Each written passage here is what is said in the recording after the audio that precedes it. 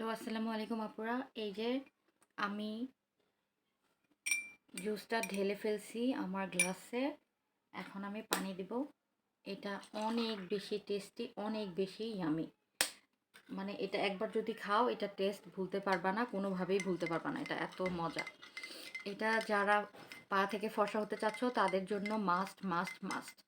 কারণ শুধু ক্রিম বা লোশন মেখে সারা শরীর ফর্সা করাটা খুবই টাফ। প্রতিদিন প্রচণ্ড মাখামাখি করতে হয়।